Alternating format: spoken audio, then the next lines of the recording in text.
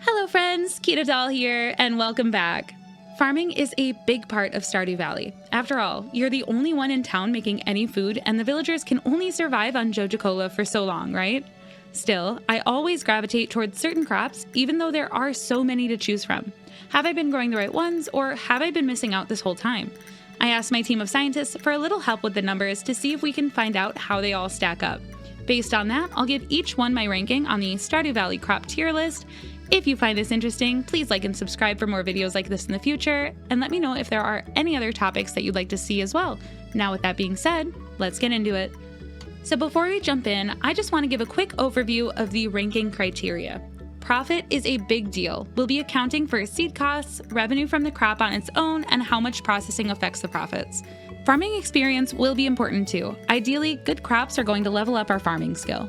Processing and harvesting efficiency is important for time management. For example, having once-a-week harvests versus a daily harvest will be a time saver, and since processing scales with crop value, you'll usually make a lot more gold per day by processing more expensive produce. Do the crops have any other uses other than just making money? I'm talking gifts, bundles, quests, and who knows, maybe they boost some other moneymakers. Availability is important too. Picking up seeds at the store is easy, but what if they aren't available in the first year or require unlocking new locations, or if they can only be found by digging them up randomly? And of course, are there any other limitations that make them annoying to use? I'm going to show some stats for each crop, including harvest times, crop sell prices, and long-term profits of selling raw crops and experience gained.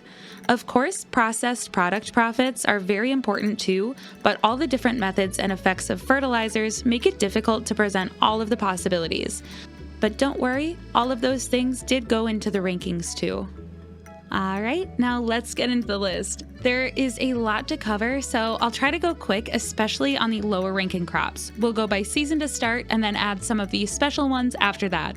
First up, spring. Blue Jazz. We're starting out strong with this one. It's a flower, so it can't be processed, and it's an inventory hog because of all of the color variations. On top of that, the value and farming experience gained are really low. It can be used in making lucky lunches, but that's really all that it has going for it. It can increase the value of honey from nearby bee houses, but you're still better off making mead. Overall, Blue Jazz is going to get a D. Cauliflower. A classic spring crop, but by the numbers, it's pretty bad. It takes a long time to grow, and it's not great for making money or leveling up your farming experience. You'll want at least one for the spring crops bundle, and you might get a quest involving a cauliflower, so it's not a bad idea to keep a couple around for that. But if you get a gold star cauliflower, it might be worth saving since it's a pretty easy top tier addition to the luau potluck soup. Otherwise, it's pretty weak and there are better options. Even in the spring, it gets a C. Garlic. Garlic is not a good moneymaker, and the farming experience is decent, but garlic isn't available until year 2, so it is kind of late in the game. Growing a garlic plant is required for a quest on Ginger Island, but outside of that and perfection, it's not super useful. As much as it hurts my Italian heart to say, I give this a D. Kale. This is similar to garlic for raw price and experience, but it is available right away in year 1. It takes a bit longer to grow, so the high value per crop makes them scale better with processing too. They require a scythe to harvest, so that is a little annoying, but not enough to pull it out of a solid C category. Parsnip. On most of the farms, you will start out with parsnip seeds in your farmhouse, so they may very well be the first thing that you grow. Unfortunately, they are really bad for making money and just kind of bad for farming experience. They can be requested for quests, so you may want to keep a couple around for that. You'll also need at least one for the spring crops bundle, and you might want to try to get 5 gold star parsnips for the quality crops bundle. Either because the alternatives are worth a lot more, or because you don't want to chance it with crop quality RNG later. Even with their use in the bundles and quests, I just can't see getting any use of these beyond what's absolutely necessary. I have to give these guys a D. Potatoes. Potatoes are basically a leveled up version of the parsnip. They take a bit longer, make better money, give better experience, and you may get a quest for one, and they're also used in the spring crops bundle. While not a great crop overall, it's not too bad for spring in year 1, so they do get a C. Rhubarb. This one is interesting. In its raw form, it's actually kind of like a slow version of a potato with similar numbers for profits and experience. One major difference is that it is classified as a fruit. That, in addition to the higher per crop value, makes it scale much better with keg processing. Still, the seeds are only available at the Oasis store and maybe the traveling cart, so you probably aren't growing any in year one outside of the greenhouse. For that, this is another one that gets thrown into the C bin. Tulip. This is kind of an even worse version of the blue jazz. It shares all of the issues of the other flowers, but it really doesn't have much purpose otherwise. This is a loved gift by Evelyn and disliked by George, so if you passive-aggressively hate George, you can give them to Evelyn knowing that she'll put them in a vase around the house and George will have to see them every day. At 20 gold per bulb, they are a pretty cheap way of getting gifts or food, but with all the color variations, inventory becomes a nightmare. Tulips get a solid F. Rice shoot. Rice shoots can be bought starting in year 2, but you'll probably get them in year 1, dropping from various sources. The profits and experience gained from these is atrocious. Making any appreciable money necessitates building a mill on the farm, and even then, these probably aren't worth it. Though one upside to these is that they count as irrigated if they're placed within 3 tiles of a water source, like a pond or river. If you find any of these, you can throw them by a pond and forget about them until it's harvest time, where you can get a little bit of extra farming experience. I like the idea of irrigated crops, but these are just so bad I couldn't justify ever buying the seeds. These get a solid F. Carrots. Carrots are a newer crop that were introduced in Update 1.6. These seeds can't be bought, but they can be found by digging up seed spots or a variety of other sources. When it comes to money and farming experience, they actually turn out to be one of the best crops that you can plant in the spring of our first year. They can also be fed to your horse to increase its speed by 0.4 for the full day. Despite having a limited supply based on RNG, these still beat out most other spring crops, and we're going to put it at a solid B. Coffee. This one is a little complicated. Coffee is a multi-season, multi-harvest crop, so if you can get a seed, your plant will grow from spring all the way through summer. The produce is coffee beans, which are seeds, and you can keep propagating these into more plants each harvest. The difficulty lies in getting the first coffee bean. You can sometimes pick one up for a whopping 2,500 gold from the traveling cart. I've gone this route before, and I think there are probably better ways to spend your money. The alternative is getting one of them to drop from dust sprites. The drop rate is 1%, so it's not exactly common, but it is pretty easy to farm dust sprites, which is also a great way of getting coal. If you can get your hands on a coffee bean, it's definitely worth planting. They're on par with the best spring crop for raw daily gold, and they aren't a bad source of farming experience, especially when you factor in a second growing season. If these were more consistently available at the beginning of spring year 1, I would probably bump these up a rank, but as is, we're going to put them at a B. Green bean. Green beans are another multi-harvest crop. They're on par with cauliflower for profit and experience, although they would have more of an advantage in a greenhouse or on Ginger Island with the frequent additional harvests. One is needed for the spring crops bundle, so you'll want at least one. Unfortunately, they are trellis crops, which means that you can't walk through them. They're a decent spring crop, but not a standout in the grand scheme of things, so these get a C. And the last one on our spring crops list is the strawberry. It's another multi-harvest crop, and it is by far the best spring crop for long-term profits and farming experience. Unfortunately, the earliest that you can get strawberry seeds is the Egg Festival, which takes place on Spring 13. Strawberries are so good that they are still one of the best crops for spring, even as a multi-harvest crop that only has 15 days to grow. It would normally get 2 harvests, but with some speed grow, you can get 3 harvests before the end of the season.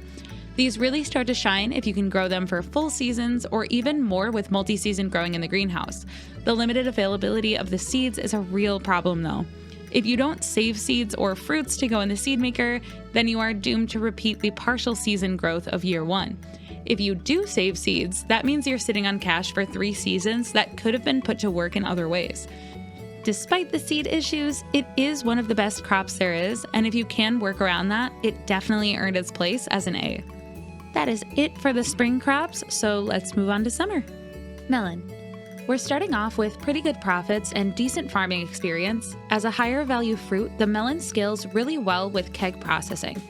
It's used in the summer crop bundle and the quality crops bundle. It will also be a quest item for at least one quest in the summer.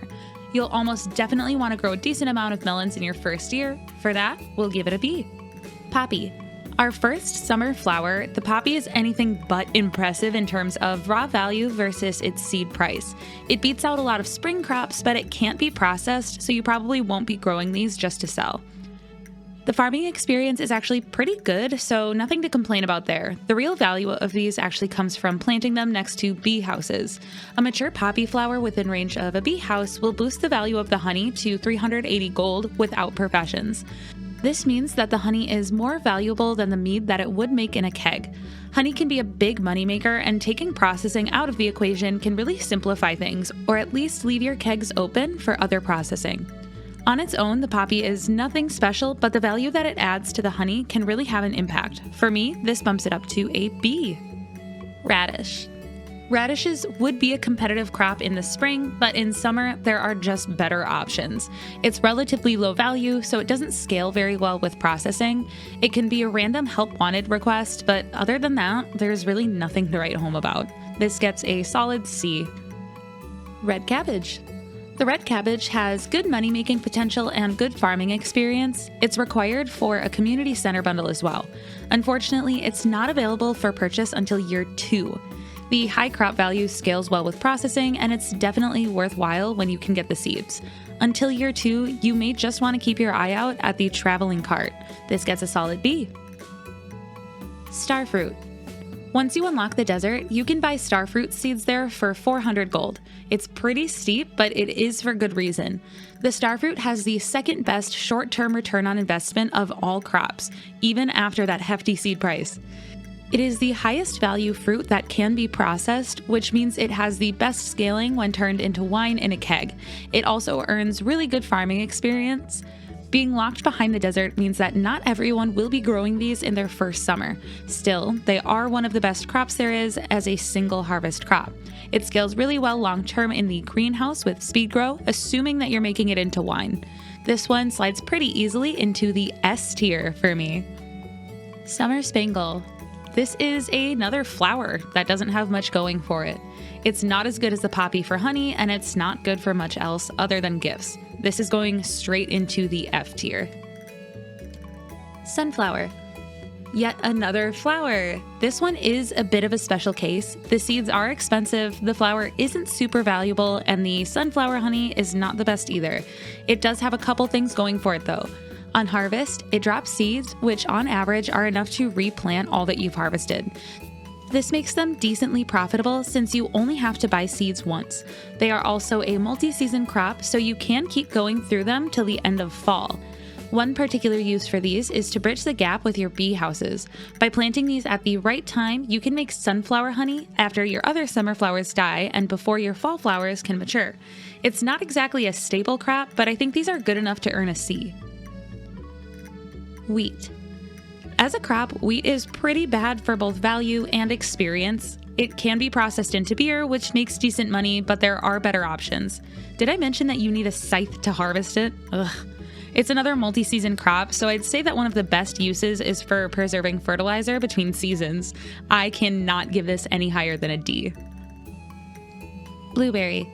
Blueberries are the third highest money-making crop in summer based on raw produce sell price, assuming coffee is either already growing or you've found some beans to plant by then.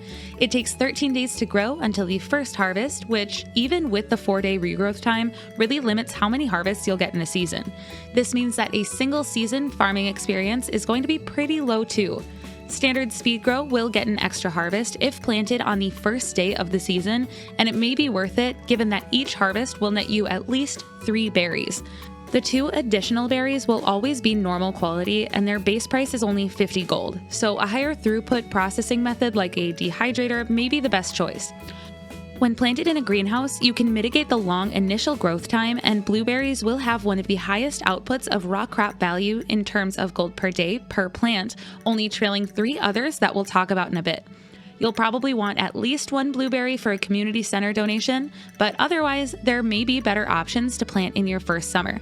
Still, the gold output is great, especially as a long-term crop, so these will get an A. Corn. Corn is another multi-season, multi-harvest crop which lasts through fall. That's good because it'll need all the help it can get with a long 14-day growth period and 4 days for regrowth. The seeds are not cheap and the corn does not sell for a lot either, so single season gold output is pretty bad. This gets better in later seasons, either the fall or in the greenhouse, but it still gets beat out by a lot of alternatives.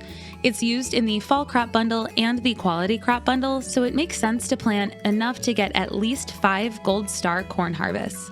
Corn is one of the few plants that can make money by processing with the seed maker and selling the seeds. This is on par with making them into pickles in a preserves jar without the artisan profession, but at a much higher rate given the 20-minute processing time of the seed maker. Overall, corn starts out pretty bad, but it gets good enough in an additional season to get a C.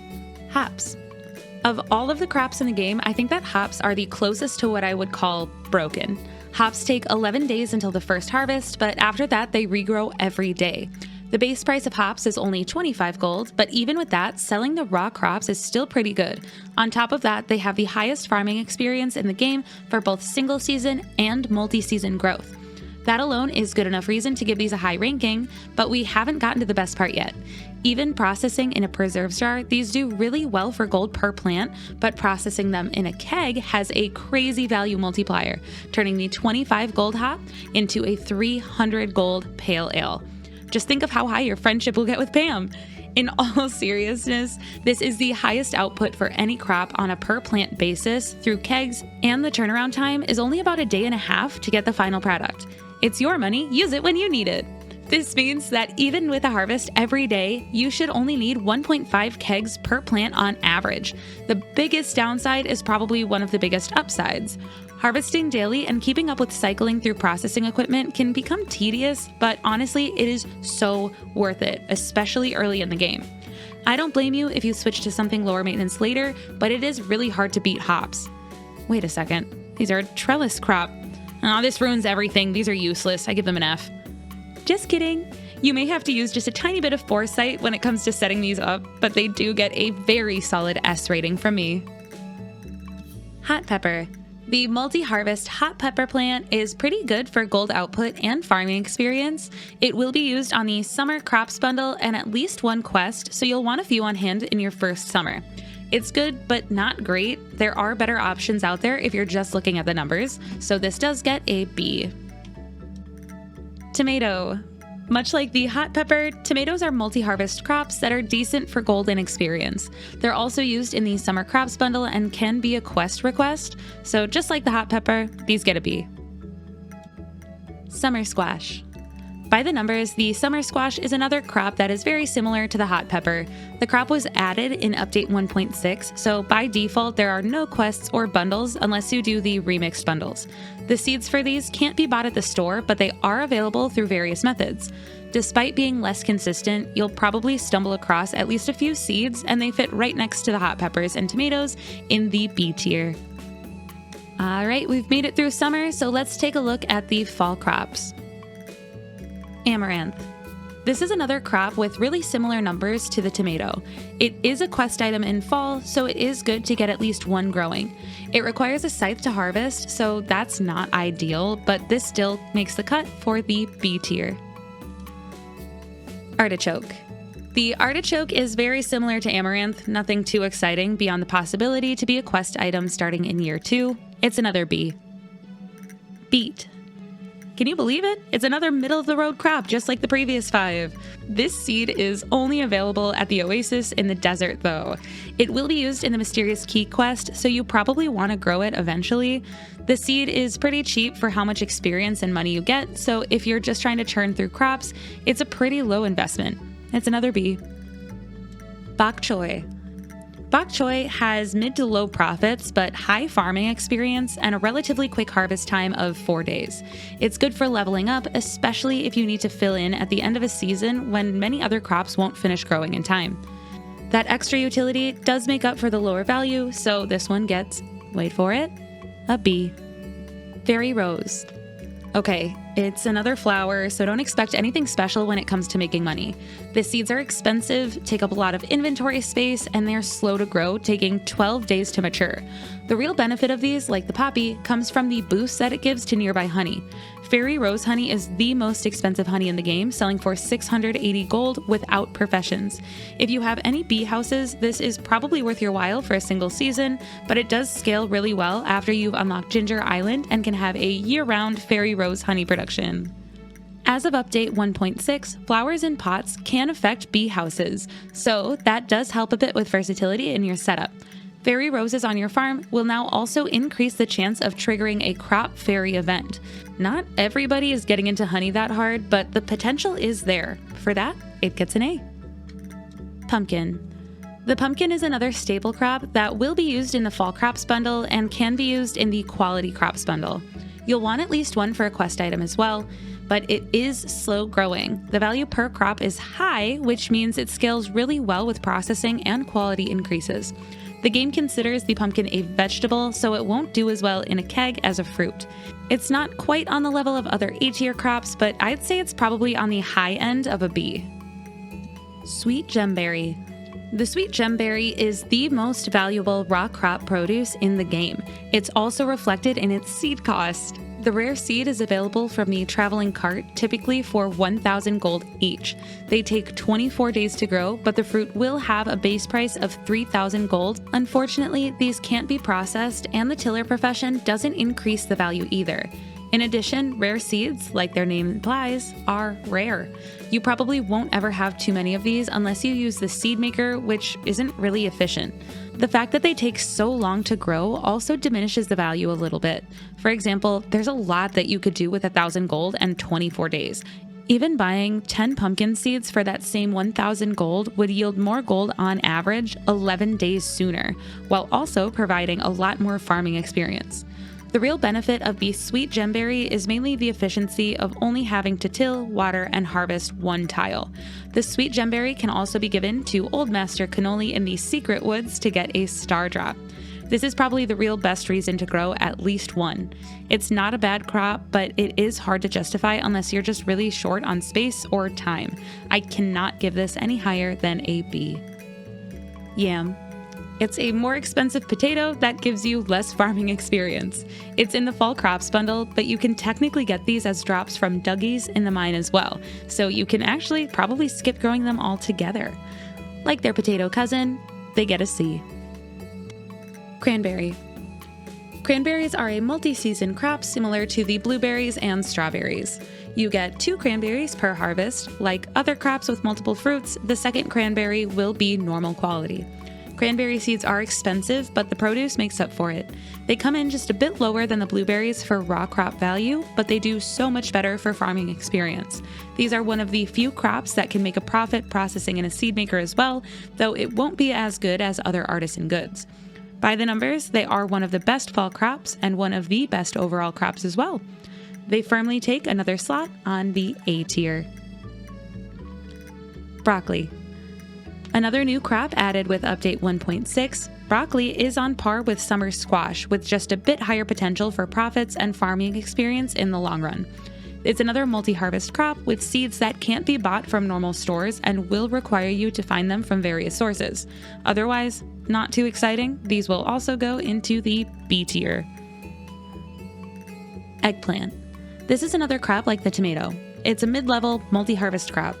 In this case, the seed cost is really cheap, so it's a good way to get a lot of output for really low investment.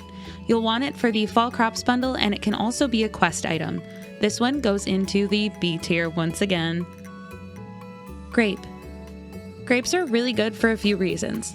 The money-making potential is good, and the farming experience is great. With the long initial growth period of 10 days and the short regrowth of only 3 days, these also scale really well as a multi-season crop in the greenhouse. They're actually tied for 3rd best farming experience in the long term. As a fruit, they scale well with kegs and can also be dehydrated into raisins. Raisins can be given to our sweet little Junimos as a treat to increase harvest output, so it can lead to a significant production increase. Their 3-day regrowth cycle actually works well in the greenhouse for synchronizing with fruit tree harvest as well. It's not going to be the best crop purely for making money in there, but there is something to be said for simplifying your farming schedule.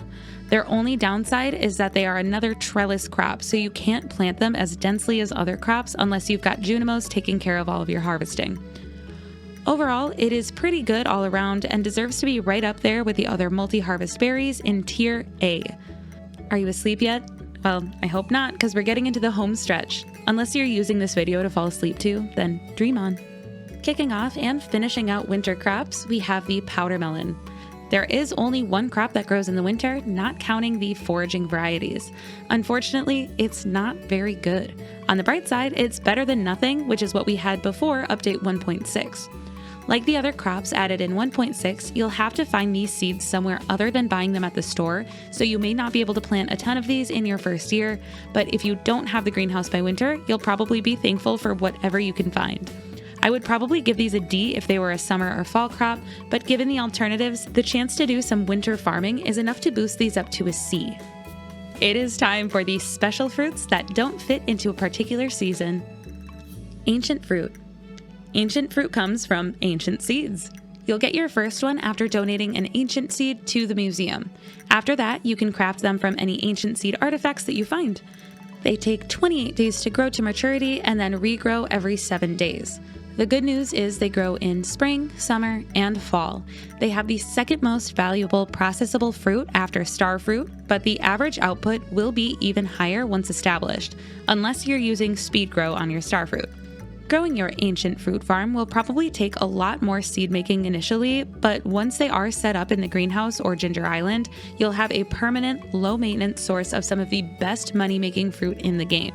Starfruit might have a little bit of a higher ceiling, but ancient fruit doesn't require replanting after each harvest, and it doesn't require speed grow, meaning it frees up the fertilizer slot for something like deluxe retaining soil if you want to ditch your sprinklers.